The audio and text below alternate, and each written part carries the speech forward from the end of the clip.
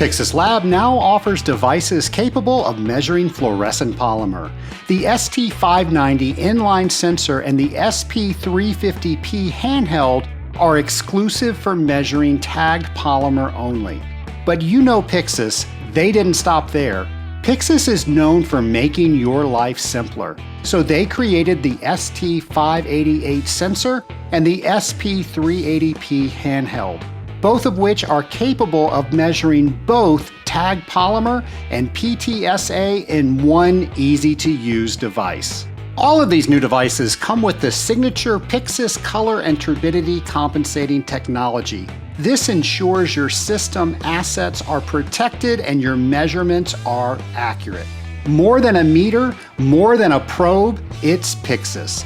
To find out more about Pyxis Lab's full line of products, go to scalinguph2o.com/Pyxis. Welcome to Scaling Up, the podcast where we scale up on knowledge so we don't scale up our systems. I'm Trace Blackmore, your host for Scaling Up H2O. And Nation, welcome to a brand new episode of your favorite industrial water treatment podcast.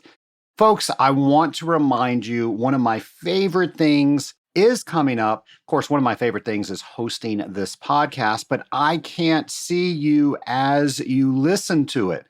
However, if you join me on the upcoming hang, June 10th, I will be able to see you. I know a lot of you have joined the hang each and every time that we have put it on. I absolutely love the hang. I get to see all of you. I get to meet new people. I even get show ideas sometimes on the hang. You guys will private message me and let me know that you want me to talk about something. Folks, keep all of that coming. And by all means, go to scalinguph2o.com/hang to make sure that you are registered for the hang. Again, that's June 10th, 6 p.m. Eastern Time. Folks, I'd love to see you there. Scale Up Nation, we are getting ready to celebrate the 200th episode of the Scaling Up H2O podcast. There have just been so many milestones within the Scaling Up H2O podcast. We have thousands of listeners. We have listeners in over 70 countries around the world. And when I think of the people that I've met, the people that have reached out to me to tell me what this show has meant for them, folks, doing this show, being the host of this show, it is priceless. And I want to give back to you. I want to celebrate you on episode 200.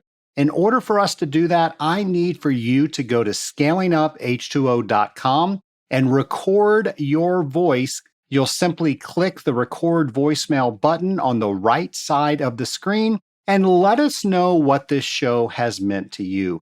What do you want to tell the Scaling Up Nation and the staff of the Scaling Up H2O podcast about what this show has done for you? Folks, I can't wait to hear your recordings. I can't wait to share them on our 200th episode, and I can't wait to bring you 200 more Scaling Up H2O episodes. Nation, before we get to our guest, here is another installment of James's Challenge.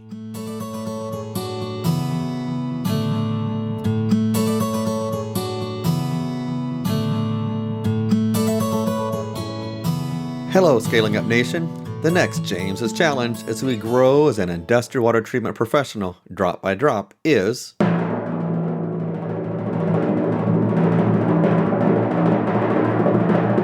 use your sense of touch to determine which softener vessel is online, if chemical is pulsing through feed tubing, etc. As industrial water treatment professionals, we must use all our senses to monitor and manage our water applications.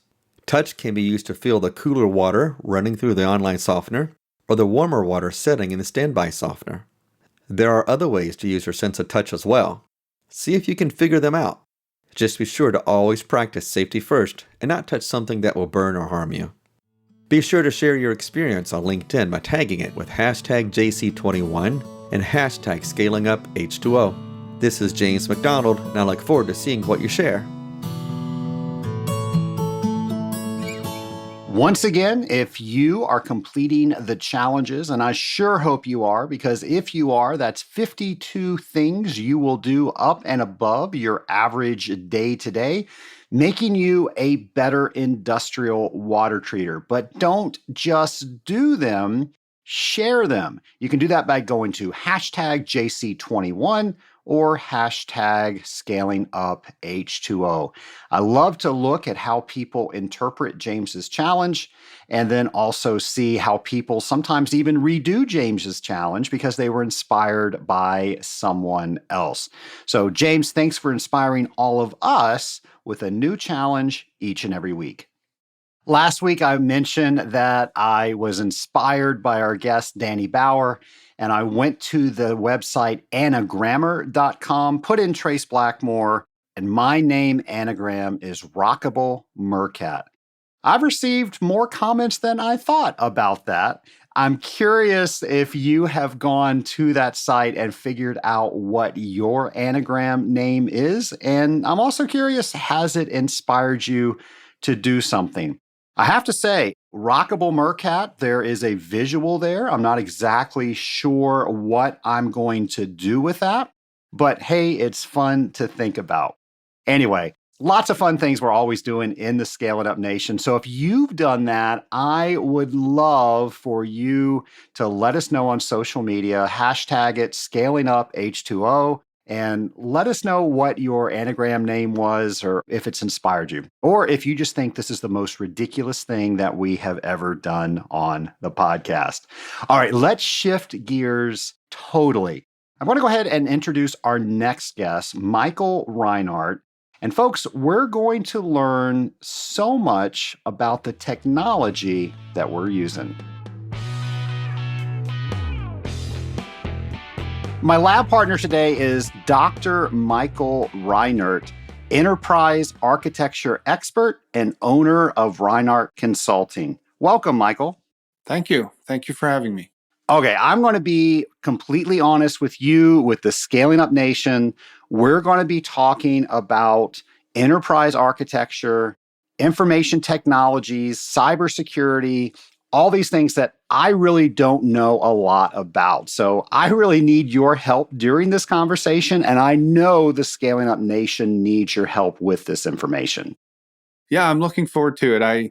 I know with your experience as a host and my knowledge of the subject, we will get through it with flying colors. So we had an episode earlier, 165, where we talked just about cybersecurity, and there were a lot of buzz that came back around me with that episode where people said they wanted to know more, that we just scratched the surface. And I think that was good. That was what that episode was meant to do. There were some action steps that people could take. We had some things on our show notes page that our guest gave us, but people are really concerned about what they need to know about protecting their information. And I think as you and I were talking before the episode started, I am in the process of renewing our insurance. And I don't remember last year, maybe they were on there, but if they were, there were a lot more this year. There were so many questions about our policies regarding our information that was coming into the company and information that was leaving electronically. So I'm hoping we talk about all of that and give the Scaling Up Nation things that they can go home and start doing. Absolutely. Looking forward to it. Well, as we get started, I always like to have my guests tell the Scaling Up Nation a little about themselves. And the nice thing about you, Michael, is you've got water treatment experience that you're going to bring into this conversation. So can you tell the Scaling Up Nation a little about yourself? Sure. Thank you. So my first real eye-opening experience with water was when I was in the Navy. I was a nuclear reactor operator on an aircraft carrier. And boy, you get a quick understanding of the importance of things related to water quality, water treatment, water testing, and it's something that you work with every day in a nuclear power plant, of course. And then the other part of it was not just the power plant, but a massive desalination operation. There's somewhere around 6,000 people on an aircraft carrier. And so it's a massive effort to create enough water for drinking and cooking and everything else that you need fresh water for. So that was a big eye opener with respect to water. And then just a kind of a fun fact as an introduction, we were on our way to the first Gulf War and we stopped in the Philippines. And that's the day in 1991 that Mount Pinatubo erupted. And we helped rescue 6,000 people roughly from the Air Force Base and move them to safety further south on the island. Wow. So that was quite an experience. But that was my first real eye-opening event with water. And then my second was I ran a school garden program in the U.S. Virgin Island of St. John. And this was a collaboration between Iowa State University and Gift Hill School.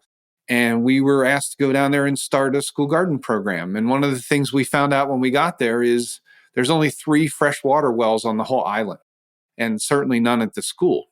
And so the only water you have is what you capture off the roof into a cistern. And so you have to use water very, very carefully. Not only does it have to be treated and tested, but it's scarcity. And so we had to do everything with drip irrigation and in containers. And we had a lot of work to do to educate ourselves and then those around us about the careful use of water. So just those 2 things by themselves were really eye-opening events with me related to the water industry. I'm curious, how successful was your waterless garden? It was quite successful. Again, we set up drip irrigation. We did everything in pots so that we could very carefully measure our use of water. We would keep an eye on the water levels in the tanks and work with the administrators at the school. And we had a lot of success because on the island of St. John, it's pretty remote and it's very small. And so they don't have fresh food. And whatever fresh food gets to the island is not really fresh anymore, and the locals can't afford it. And so we were asked to bring in the idea of container gardening using low amounts of water so that people could learn how to grow even some basic fresh food for themselves and improve health. And it was an amazing thing to do. But even the wealthy people on the island, they only use the water in their cisterns because getting fresh water is brought in by truck and very, very expensive. And so it was an amazing experience. And certainly you don't take water for granted anymore after the 2 things that I did there. So in this school garden program, the way I got there was I earned a PhD in information sciences and technology at Penn State. And from that, I ended up as a faculty member at Iowa State. But I was in the Department of Horticulture, believe it or not. I have multiple passions. One is horticulture and one is information science.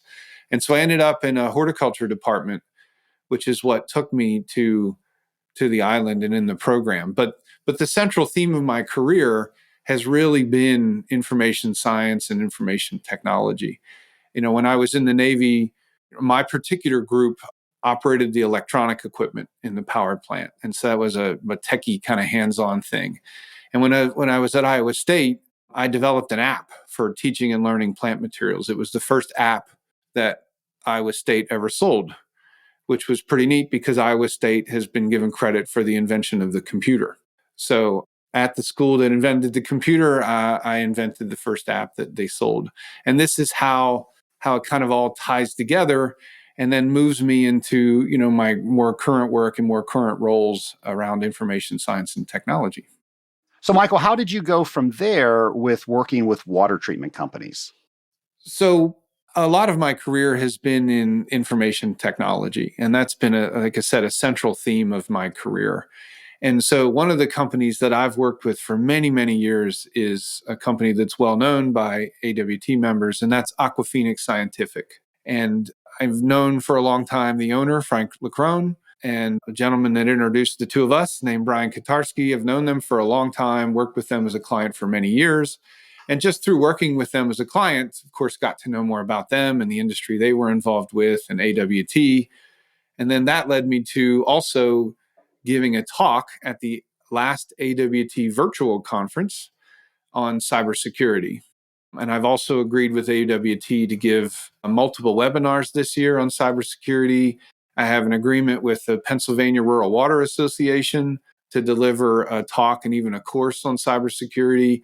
And so I'm making this natural evolution was with what started with my work at Aquaphoenix and actually reaching into the water industry as well.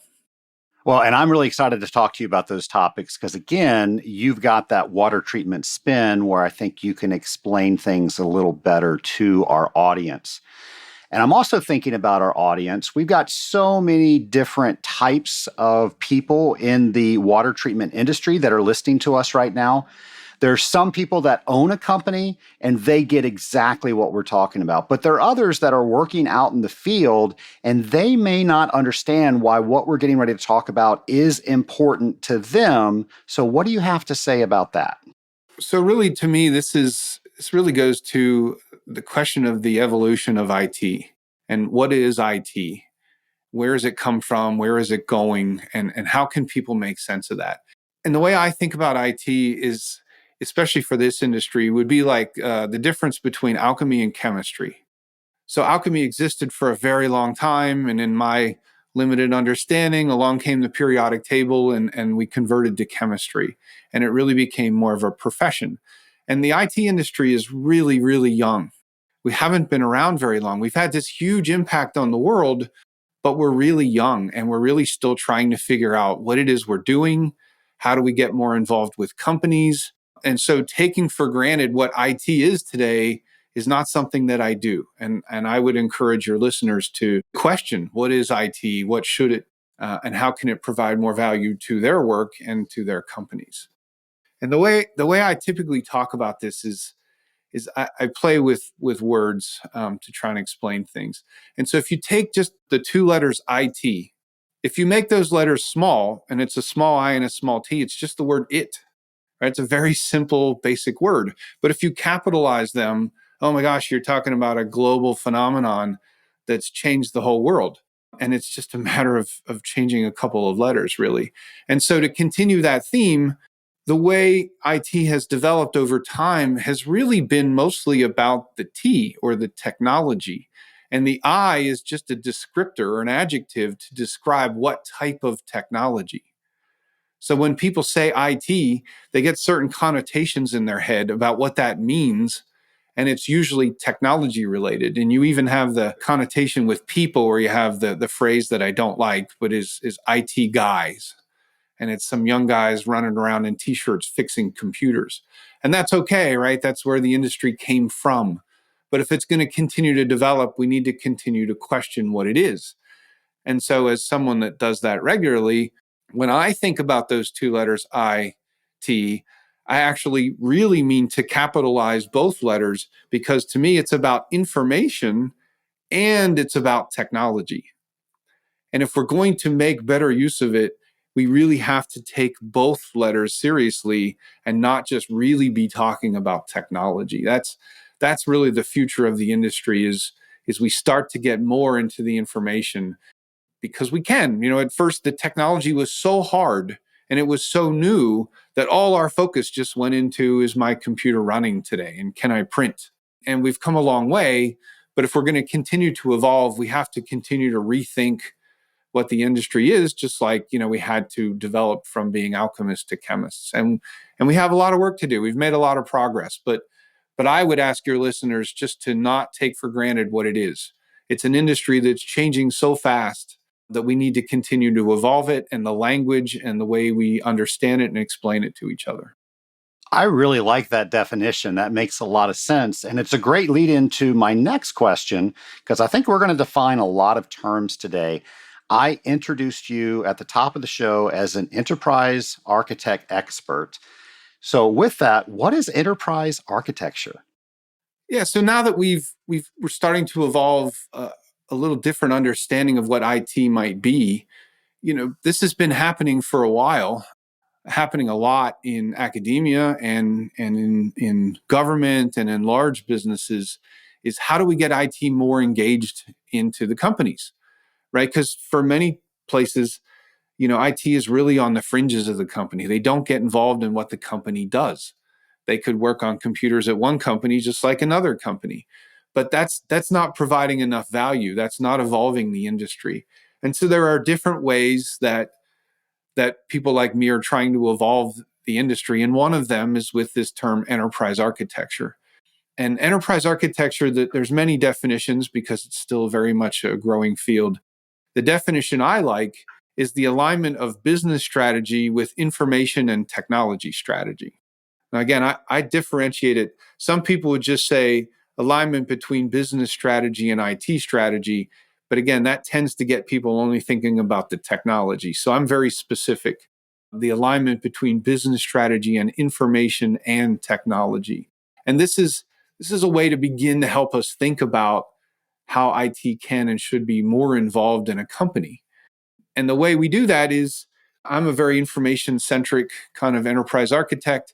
And so I look at all the informational needs of an organization and how that information flows across the organization to create value.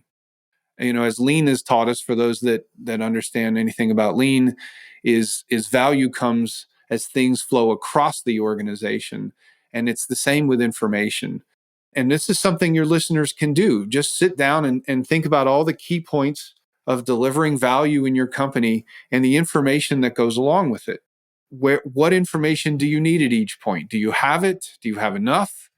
Do you have too little? Do you trust the information? Is it timely? And map it out and see, how are we doing?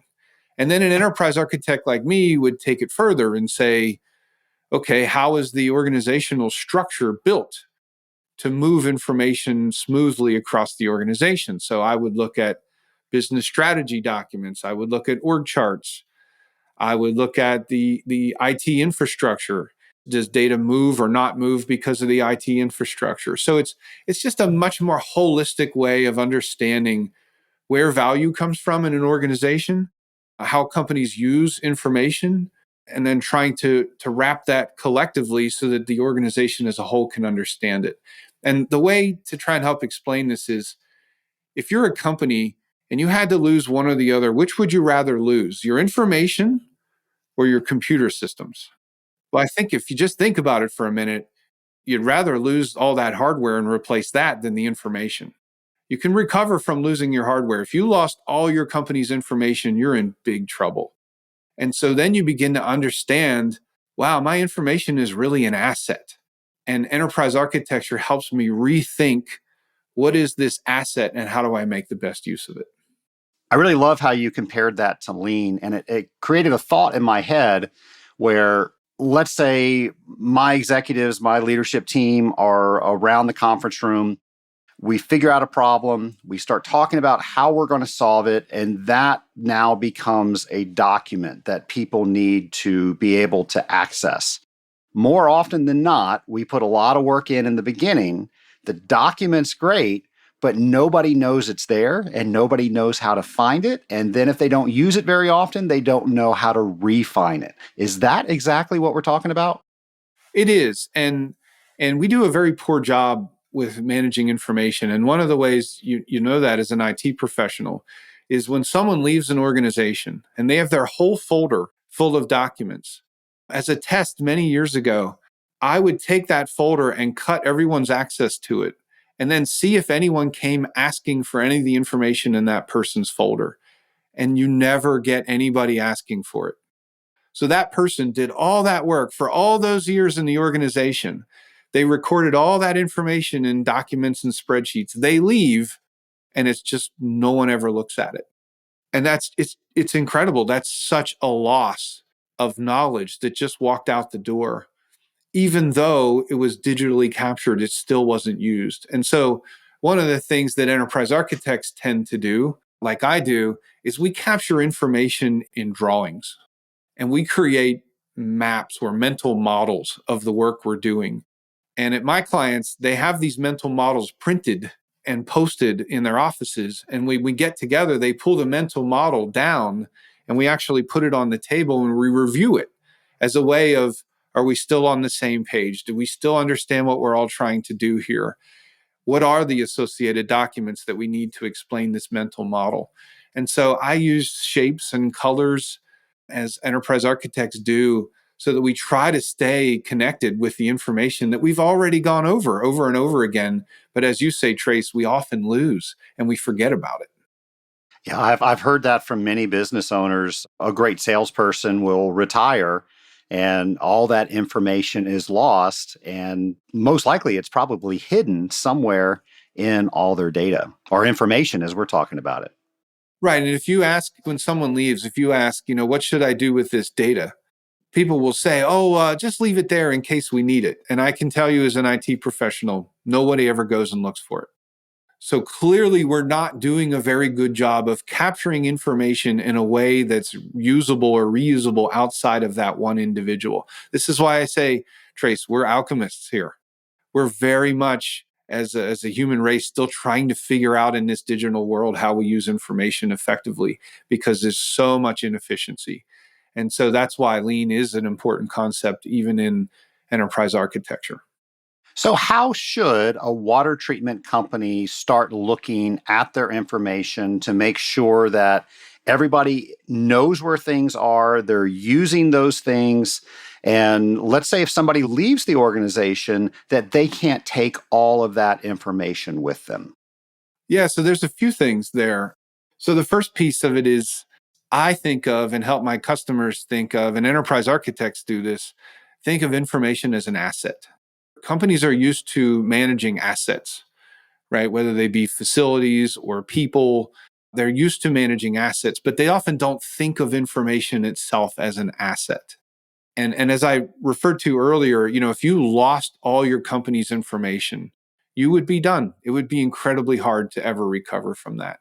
And so when you begin to think about IT as information and technology, and you begin to think about information as an asset, you can start to really question, well, how are we using our company's information?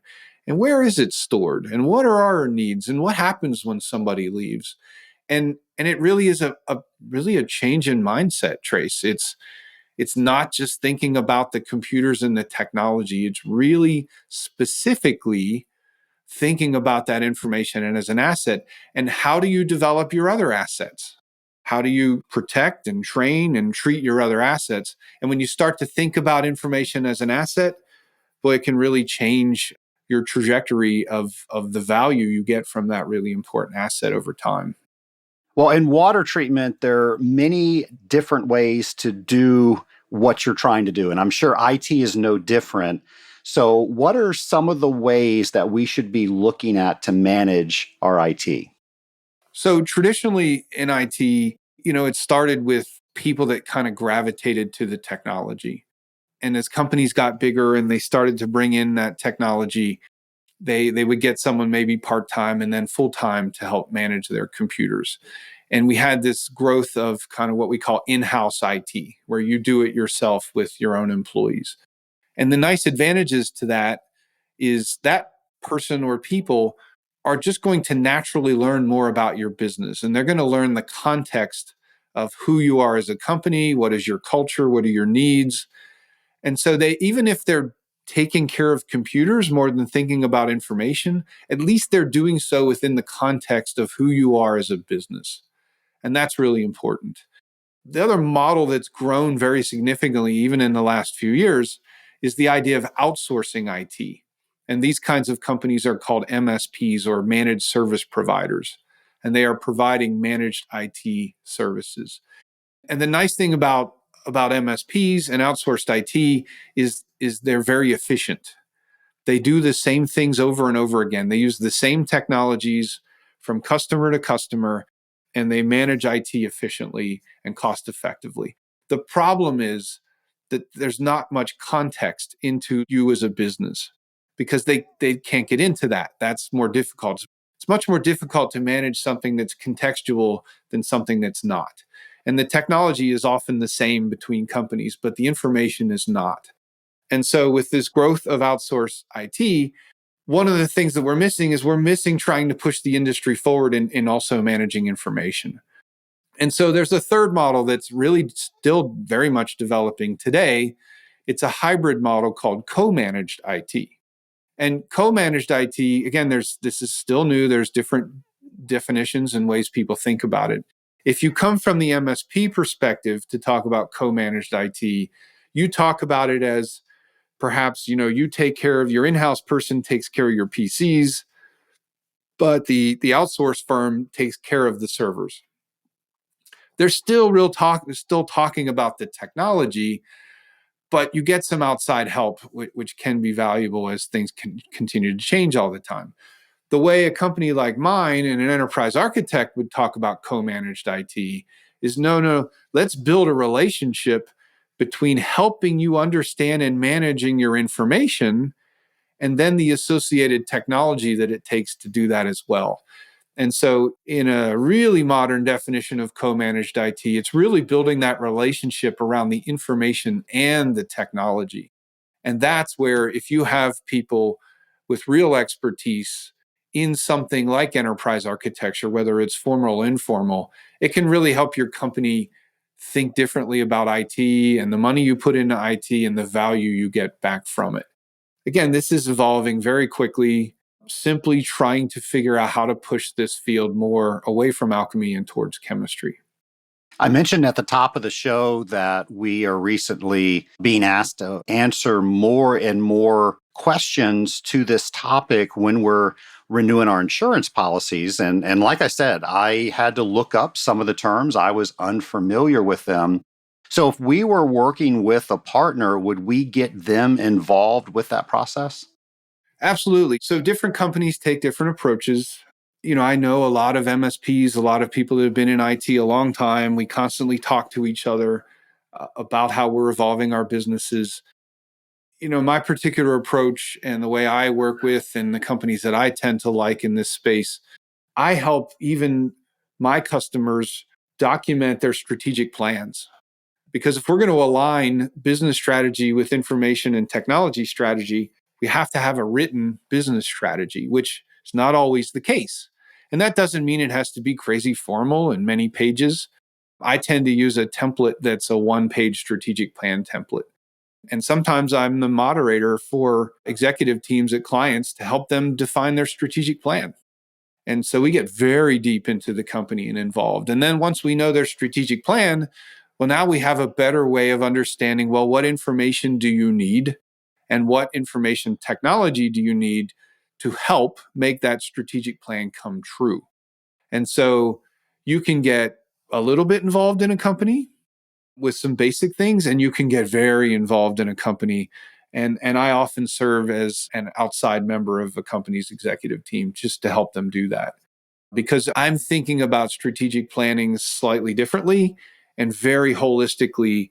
As the term enterprise architecture infers, you're architecting the enterprise. And in doing so, you have to look at the whole thing. And you have to understand that the org chart matters and the strategy matters and the information around it matters. And all those pieces have to be fit together if you're going to drive as much value and compete in ever-changing industries. Yeah, you definitely paint a great picture on how we need to look at our information as an asset. It's unfortunate that that does not show up anywhere on our balance sheet, but we have to know that that is our biggest asset. And your question that you asked, would you rather lose your computer? Would you rather lose your information? I think that really clarifies that. And we've been talking up to this point about making sure that people can use it, making sure it's filed properly. But now let's talk about some of the security issues. What happens if somebody has malicious intent with your information? Yeah, so you think about it, when cyber criminals attack you, they're attacking your technology to get to your information. Ultimately, what they want is your information because that's where the value lies. And so, again, thinking about information as an asset, then you both take the proactive steps to get value from it, as we've been talking about, and securing it and getting the most from it. But you also take reactive steps of what are we going to do if something happens to our information. And in this way, I like to talk about cybersecurity as risk management. And I thought your episode 165 on cybersecurity, I thought that was a really great episode. I thought that gentleman did a very good job. The only difference I have is in perspective in the way I talk about cybersecurity with companies. And as I did in my AWT talk, I talk about it specifically as risk management. And the reason I do that, Trace, is because people are used to managing risks. They have risks, again, with people, with facilities. They have training, they have insurance, they have sprinkler systems and alarms. And managing cybersecurity, we really need to pull it completely out of the realm of being techie talk that people don't understand And we need to put it in plain English as risk management because companies do it, whether it's formally or informally. They're managing risks every day. And this is really no different. And if you begin to rephrase it as managing risk, well, then you do the same things you would in managing any other kind of risks. What types of risks are there? How much impact will any of these risks have? How do we mitigate these risks, both proactively and reactively? So my perspective on cybersecurity is very much to put it in a common vernacular that people already speak and not use techie buzz terms that scare you or confuse you, Trace. And that's the way I always try to present it to people. Well, I know I definitely appreciate simpler terms since this is not my area. I remember on episode 165, I referred to a friend of mine, and he was a victim of ransomware. And he decided that it was actually easier for him to pay the ransom. It was, I think it was maybe $1,200. It wasn't a lot. But later, I think he had issues again. So my question is, what should we do so we never have to worry about that? Well, I can't directly answer that because you can't get to the point where you never worry about it. These attacks are so sophisticated today that if someone specifically wants to get you, it's really hard to completely stop it. And we know that because you look at the really large attacks that happen against government entities and really large companies, and even they get hacked. And the reason I think is pretty simple. We connected to the internet and we created all these technologies and we really didn't think much about the unintended consequences, right? That's something we do as humans. We create a technology and later we go, ooh, should we have done that? Or should we done it in that way? And cybersecurity is no different. I remember it at the company I worked that first connected to the internet with a high-speed internet connection. And we connected into this high speed and at first it was all great. And I said, I wonder what, if I can see out to the internet, what can people see of me? And I ran a simple scan with the software that existed back then, and I could see every computer at every company in the same building that I was in.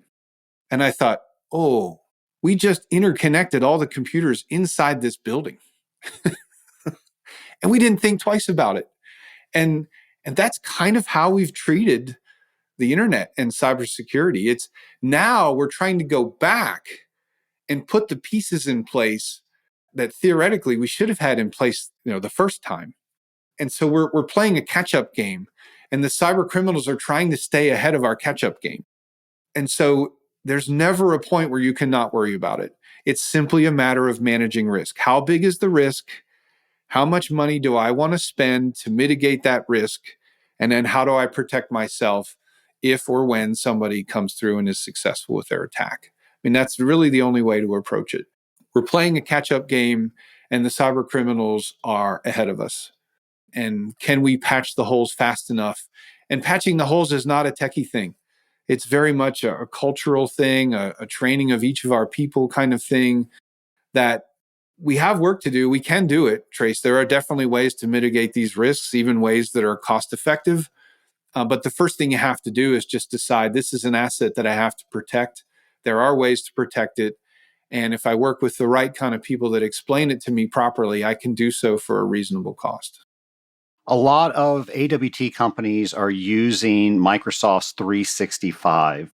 Should those companies feel like they've got Microsoft backing them? A lot of the things that we're talking about as far as protecting ourselves have already been done if you're subscribing to a service like that? Definitely not. So when you buy Office 365, you typically buy it through a partner. And you can buy it at different levels of care and maintenance. And the basic level is, you pay your basic license fee and you get the services. But so much more can and should go into it. Like Microsoft is not doing much to strip out potentially harmful emails. Those are separate kind of services that typically get put in place. And they can do some. It's usually not there by default. But they have some built-in ways to manage it. And then there are certainly third-party companies with services that can help even strip out potentially malicious content in emails and try and catch those phishing emails. And that's really important in two ways. The first way is stripping it before it can cause harm. And the second way is educating your users so that when it gets to them, they know how to interact with it and what to do and what not to do with it. And this is a constant effort. In the early days of cybersecurity, we did what we always do. We tried to create techie solutions for it, right? We made firewalls, and then we made better firewalls, and we made antivirus software.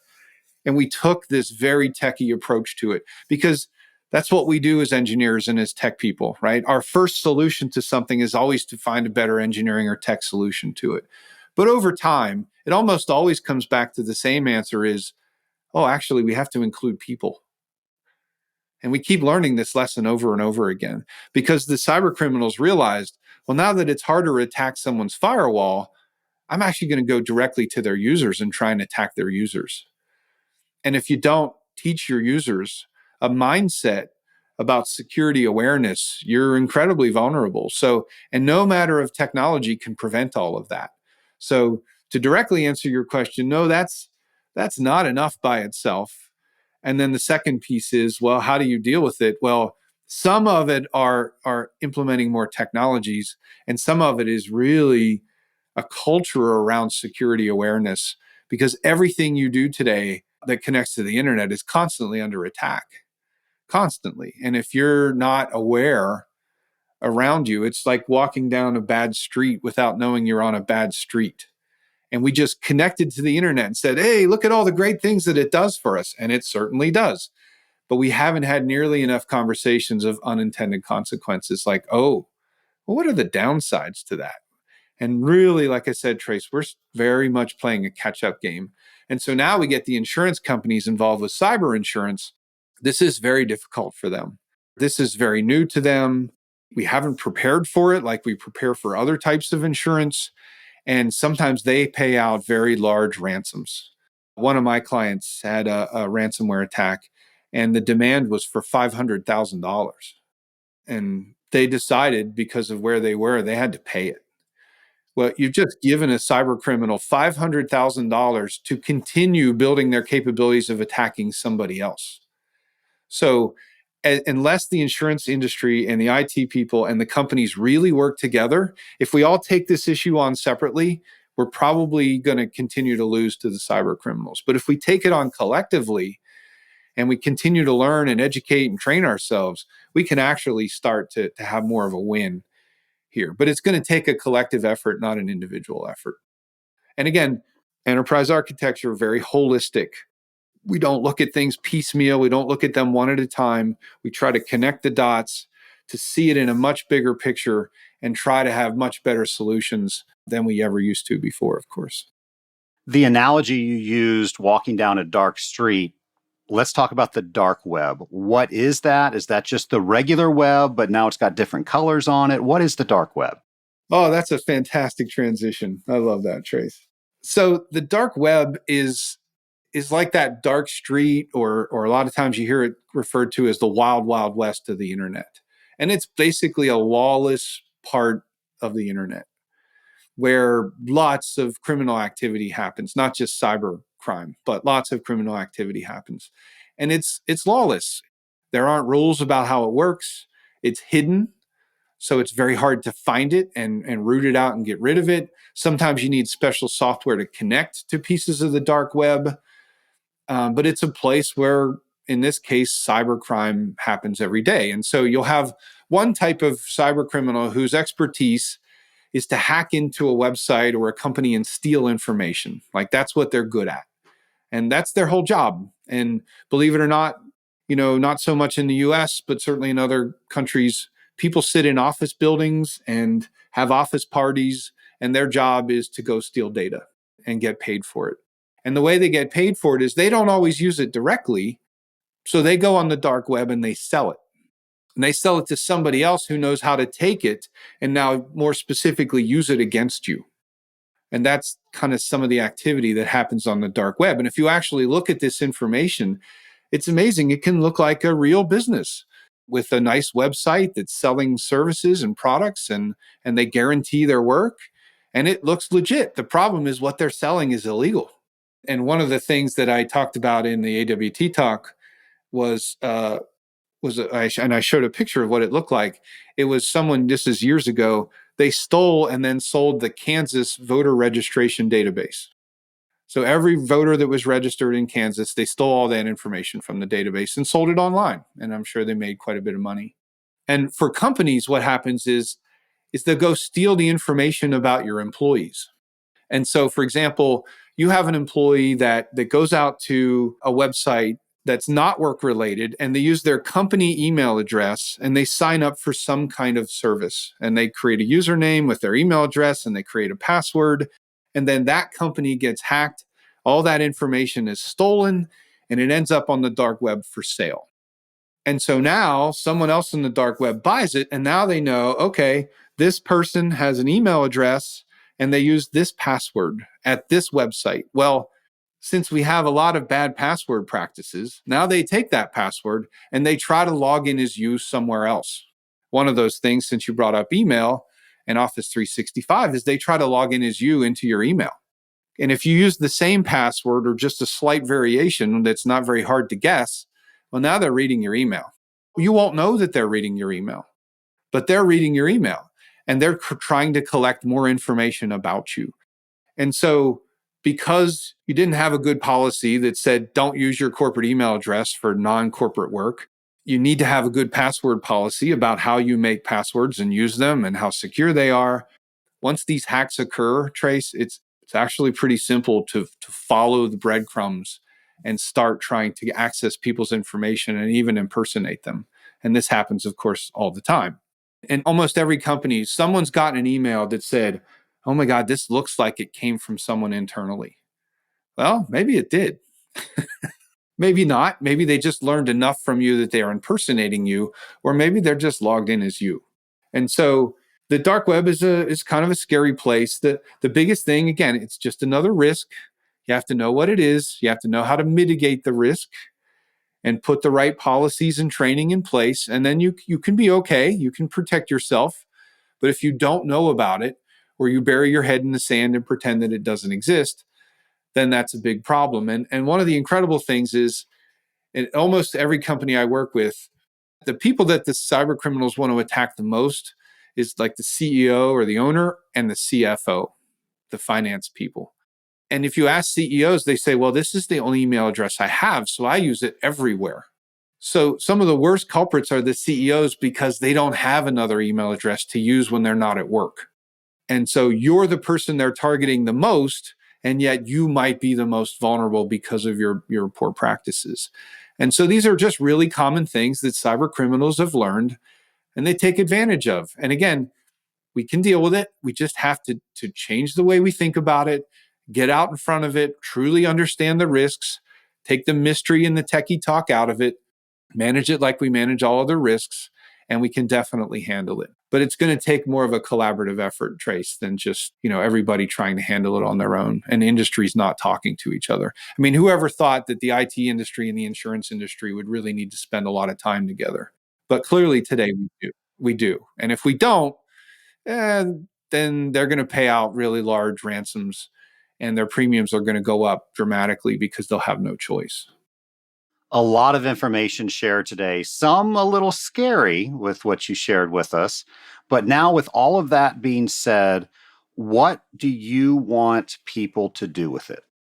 What I want people to do, again, like I said, I want you to do two things. I want you to start thinking about your information as an asset and think about how you manage and treat your other assets. And then start to do the same with information. Start to rethink what is IT? How should we get value from it? And how do we protect that asset? And that gets into the scary cybersecurity part, which again, doesn't need to be scary if you just put the work into managing and mitigating risks like you do everywhere else. And so the first thing is, do you want to rethink IT and how you get more from it to compete and protect yourselves? Or do you want to keep going with kind of the traditional views that are quickly becoming obsolete? That's really the challenge. And if you want to make a change, start asking your internal people questions or your outsourced people different questions and force them to start to think about it differently and be able to help you in different ways. Maybe you get help from someone different or someone new. But the companies that treat information as an asset, we're all information companies today. No matter what your industry is, no matter what you do, you're an information company. And if you just accept that and treat it that way and start to make that transition, then you'll be fine in this area. And if you don't, then others can grab a hold of it and either outcompete you or do a better job protecting themselves. Michael, is there something simple that we can do to let us know where to begin this process, where our information is, how vulnerable we are, really where we stand right now? Absolutely. So one of the things you can do on the cyber side of it is reach out to someone and just get a cybersecurity assessment. It doesn't need to be incredibly complicated or take an incredible amount of time or cost an incredible amount of money, but just start with what are the things that we need to be aware of and how are we dealing with it today? And that's cybersecurity assessments. Those certainly exist. There are professionals that can aid in doing that. Certainly my company does that as well. And on my company website, which is listed in the notes, I'm even willing to reach out and do a very simple, basic beginning assessment, as others might, even at no cost, because then it gives you something to feel like, okay, I have something in front of me that begins to give me a roadmap of what to do. And so instead of just feeling helpless, which is certainly easy to do with these kind of complicated topics, it's just starting with a few questions and a few answers that you can answer. It's not a techie thing that you can't answer. And you can get a few questions and a few answers and begin to paint an understanding of where you are and a roadmap of where you could go. And that's cybersecurity assessments. There are also really good just information assessments from the enterprise architecture standpoint. If you're looking for more value from your information, you can start with an information assessment of how well you're doing managing your company's information and how you even think about it. So assessments are done in every industry. Again, certainly when it comes to risk management, there's lots of assessments. And there are cybersecurity assessments. And the easiest way is to start with one. I certainly do it. Other companies do it also quite well. But when you do it, it should be fairly simple. It shouldn't take a lot of time. It should be cost effective. And then when you start to get into the details of the roadmap, that's where it can take more time and have more cost. But at least you have a beginning roadmap of where to start. And that's what I highly recommend. Well, thank you for all of that. I think a lot of people are going to go to the show notes page and take advantage of some of the things you just mentioned. So I'll be sure to have those on the scalinguph2o.com show notes page.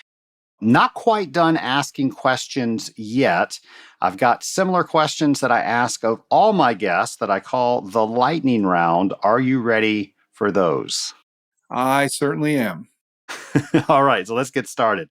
If you can go back in time and talk to your former self on your first day as an enterprise architect, what advice would you give yourself? So I thought about this, and the two things that I would tell myself is life is changing very quickly. Certainly, living through COVID right now, we know that. And so the first thing is you want to be adaptable. And I would tell myself you want to stay flexible and adaptable. And the way you do that is simply with education, whether it's formal or informal, and then just a range of diverse experiences in life. And with those two things, you can stay flexible and adaptable. So no matter what happens in the world, you're prepared to deal with it. That would be my first piece of advice. And my second piece of advice would just be live a life that's in service of others. And you can certainly see that from my background in the Navy and in the education and in doing podcasts like this, that I really think you get a lot of value from life and a lot of fulfillment simply by trying to first and foremost serve other people. I love that answer. What are the last few books that you've read? So books are interesting to me. Of course, someone like me, I read quite a bit. A lot of it is techie things, but the last three books I've read are really books that I reread. So I think many of us have bookshelves, and the books that you tend to keep are the ones that you read over and over again. And so three books that I read over again, and one I just read over the holidays was called The Speed of Trust. It's written by Stephen M.R. Covey. He's the son of Stephen Covey, who people often know. And this is a book called The Speed of Trust. And I reread that because, again, I work with executive teams a lot and how to find alignment and continuity on executive teams. And so Speed of Trust is a great one about about how we build and work with each other in trusting ways. Because if we don't trust each other, then it's really hard to do much more than that. I'm a huge fan of the Seven Habits series, and I've also read that book. And I love how they said that when you don't have trust, the tax you pay is speed. It's going to take so much longer if it's even going to happen at all. Yes, no doubt. And so again, someone like me, I'll bring this back to the episode. Trust in your information, that you have it, that it's correct, that it's what you need and it's protected. And then working with people that can help you have that trust is very, very important. So the second book that I reread, getting ready for this podcast, is actually written by someone we both know. His name is Tom Schwab, and he wrote a book on how to be a podcast guest. And to tie this way back into the interview, when I was sitting there operating a nuclear power plant, I was sitting at the reactor control panel, which actually controls the reactor itself. But the guy that was on my shift sitting behind me, running the whole reactor plant, his name is Tom Schwab. And Tom runs a marketing firm about how to be a podcast guest. And he wrote a book about it. And of course, being a friend, I've read that book and I reread it to get ready for the podcast today to make sure that I could try and do a good job. I think you did a great job reading the book and being a guest. Thank you. And then the third is a book that I've read and reread many times. It's a good TED Talk, if you're familiar with TED.com. And it's written by a guy named Simon Sinek, and it's called Start With Why. And it's really a book about leadership and what inspires people.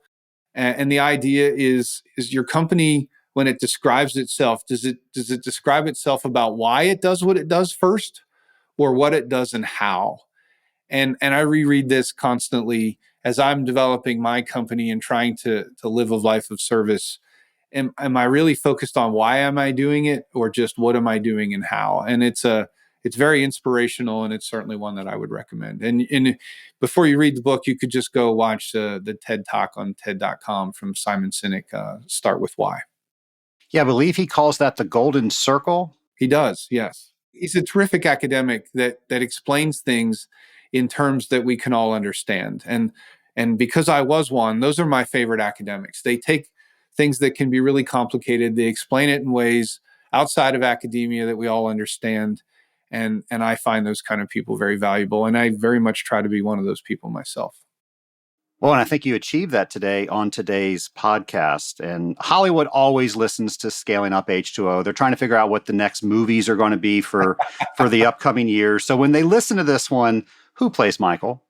So yeah, I had to think about this, and I came up with an answer that I like. It's a guy named Zachary Levi. He's been out there. You probably know him, but you don't realize that you know him.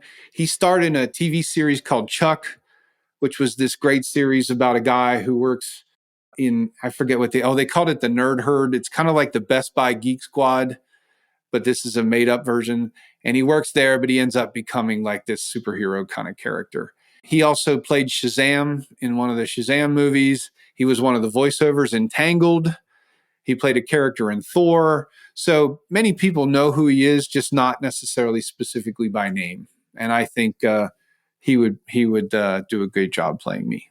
Final question. You can now talk with anybody throughout history. Who would it be with and why? So one of my favorite characters from history, because he fascinates me so much, is George Washington. And the reason he fascinates me is, if I understand the history correctly, George Washington was asked to be king and he turned it down. And he said, no, we just fought against kings.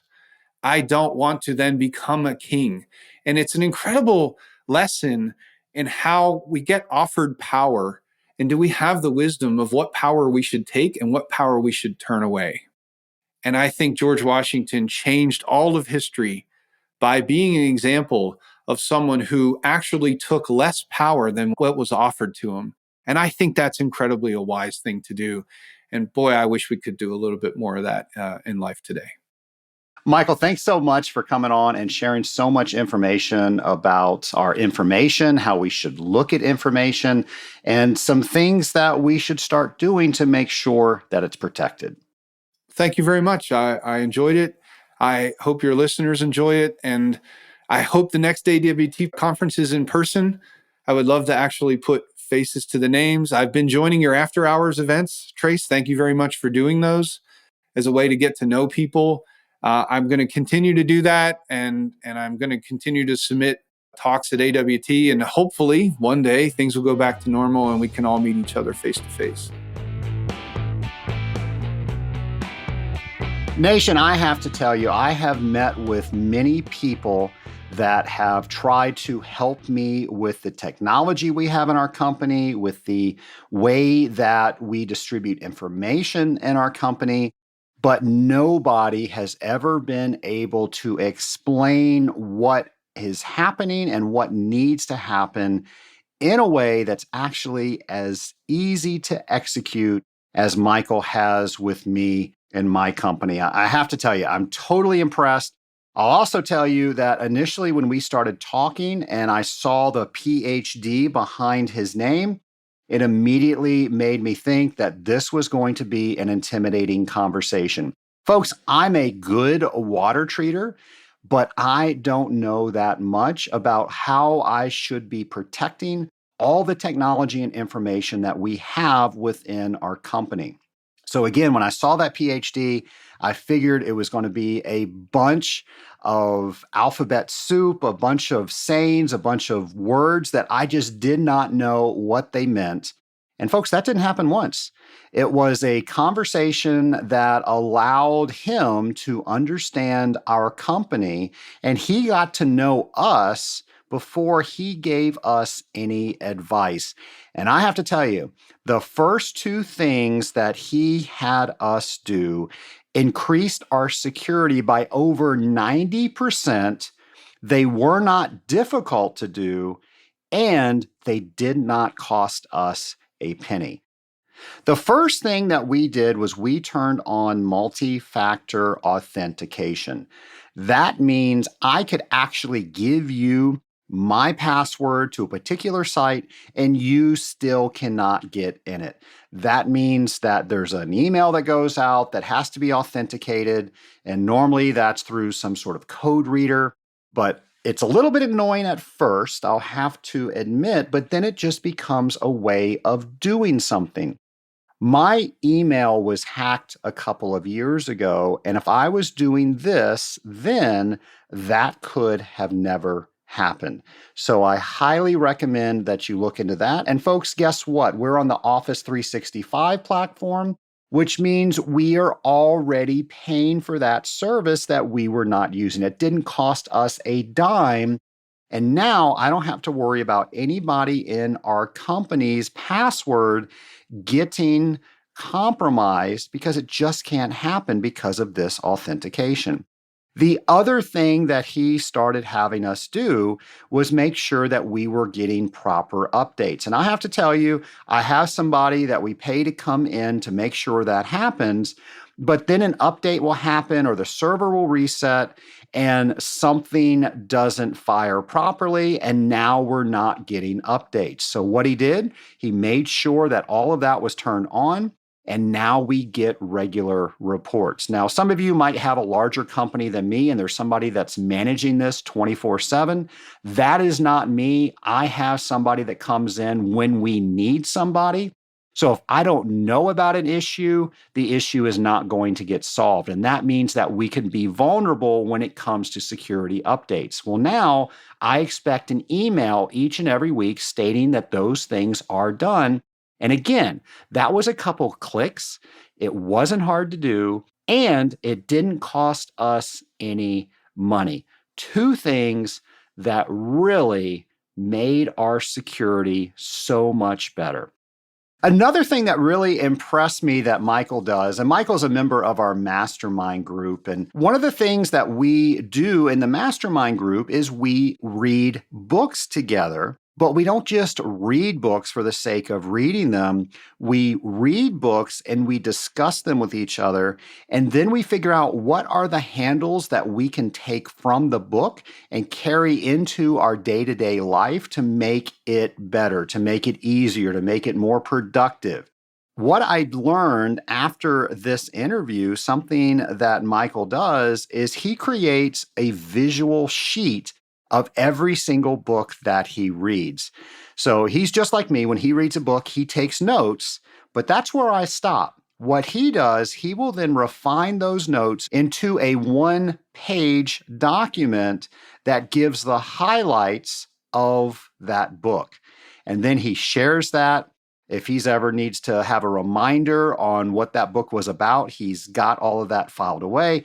I was just fascinated by that, so much so that I am going to start doing that. And folks, I want to mention that the AWT has a webinar that Michael's going to be on. It's called Overcoming Your Biggest Cybersecurity Risk, Your Employees. So that's going to be on June 3rd. If you want to register for that, and I highly recommend that you do, you can go straight to the AWT.org website. Nation, if you haven't left a comment about this podcast in your favorite podcast player, I urge you to do so. That helps us out in so many ways. That allows us to reach more people because we will present higher when people search for podcast. And as you know, the bigger the Scaling Up Nation becomes, the more we are able to deliver to the Scaling Up Nation. Folks, I can't wait to bring another brand new episode to you next Friday. In the meantime, stay safe and have a great week.